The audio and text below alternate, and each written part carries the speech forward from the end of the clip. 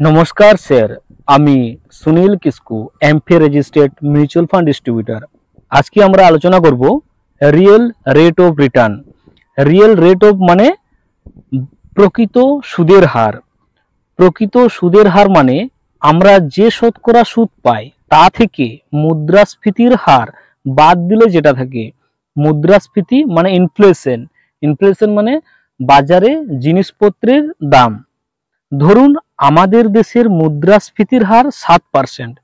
ধরুন আপনি যে ইনস্ট্রুমেন্টে টাকা ইনভেস্ট করেছেন সেখানে রিটার্ন দেয় 10%।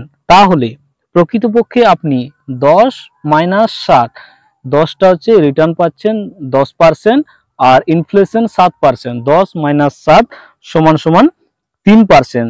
তাহলে আপনার 3%। আবার যদি কোনো ইনস্ট্রুমেন্টে 5% রিটার্ন দেয় তাহলে আপনার প্রকৃত রিটার্ন হবে 5 মাইনাস 7 সমান সমান -2%। সোজা কথায় যে কোনো জায়গায় টাকা রাখুন না কেন সেটা যদি মুদ্রাস্ফীতি অর্থাৎ 7%-এর থেকে বেশি না হয় তাহলে সেটাকে আমরা বলছি নেগেটিভ রিটার্ন। এইভাবে যদি চলতে থাকে তাহলে কিন্তু 10 বছর পর আমি পরের স্লাইডে ক্যালকুলেট করে দেখাবো যে কিভাবে 10 বছর পর আপনার টাকাটা কতটা নেগেটিভ রিটার্ন দিচ্ছে। Thank you.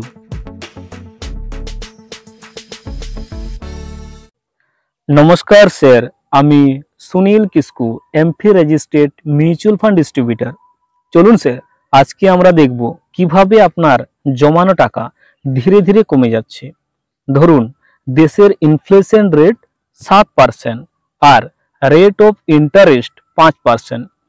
ধরুন এখন একটা ক্যাডবেরি চকলেটের দাম 100 টাকা। 1 বছর পর ওই চকলেটের দাম হবে 107 টাকা, কারণ ইনফ্লেশন 7%। আর আপনার জমানো টাকা, আপনার 100 টাকাটা বেড়ে হবে 105 টাকা, কারণ ইন্টারেস্ট রেট 5%। 1 বছর পর তাহলে লস হচ্ছে আপনার 2 টাকা। 2 বছর পর ওই চকলেটের দাম হবে 114 টাকা। 2 বছর পর আপনার ওই 100 টাকাটা বাড়বে মাত্র 110 টাকা। আপনার লস হচ্ছে 4 টাকা। ঠিক এইভাবেই যদি চলতে থাকে 10 বছর পর ওই চকলেটের দাম হবে 196 টাকা আর আপনার 100 টাকাটা বেড়ে হবে মাত্র 162 টাকা।